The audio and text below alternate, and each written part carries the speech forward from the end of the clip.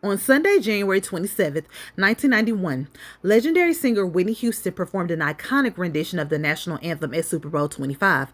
Houston's performance is often described as one of, if not the best rendition of the Star Spangled Banner, and is referenced often in pop culture. Her version is not the only thing about her performance oftentimes referenced, however. So is her outfit.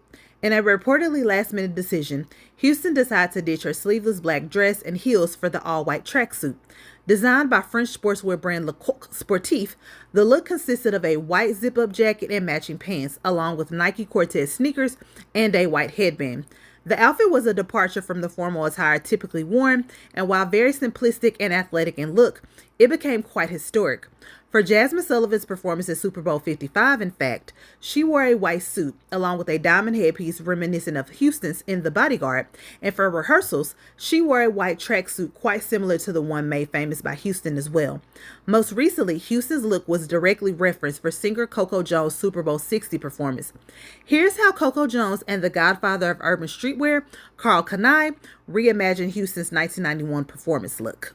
Okay, Bad Bunny had the fur. You came with an outfit. Do you have an outfit picked for Sunday? Oh my gosh, I'm so excited about my outfit. I actually paid some homage to Whitney Houston and her amazing look at the national anthem. I'm really excited for people to see those resemblance, and I actually had Karl Kani, I had him help me to design this, and he's the godfather of hip hop and fashion, so I'm excited for him to get to have his moment with this.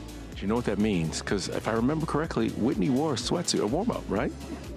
You are correct. Yeah. You are correct. He has amazing ideas, Karl, and I can't wait for everyone to see what he's brought to light while paying respect to her look and also me and who I am as an artist. I think it's going to be, hopefully it's going to be a historic moment as well.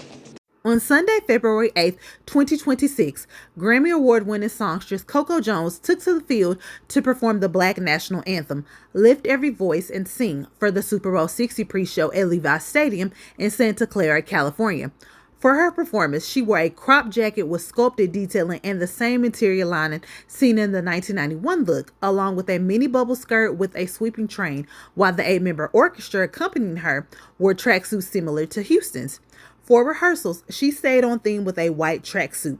Jones' pregame look stayed true to Kani's signature with coordinated silhouettes in bold form and an added addition of red, black, and green stripes as a nod to Black Pride and Black History Month. All looks were designed by fashion legend Karl Kani, with creative direction by Sankara Zasha Touré and styling by Vance Gamble. Per the New York Times, Touré had this to say about working with Kani.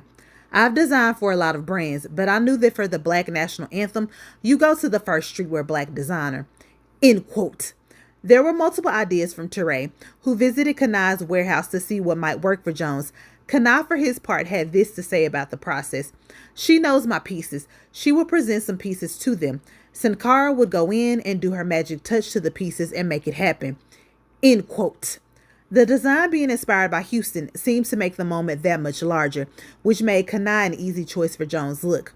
We were just trying to etch and sketch and figure it out, and Karl, of course, comes through. End quote. When Houston stepped out onto that field in 1991, she created a moment that indisputably shifted pop culture and fashion and has continued to do so 35 years later. A moment that Kani and Jones are just the latest to pay homage to. In an exclusive to Essence magazine, Kani said, "I'm overwhelmed. They could have gone to any designer in the world, Gucci, Fendi, Prada, but they came to Karl Kani to pay homage to streetwear and to a brand that meant everything to me. That's something special." Let me know your thoughts in the comments below. Like this video and subscribe to Sartorial in Color for more content.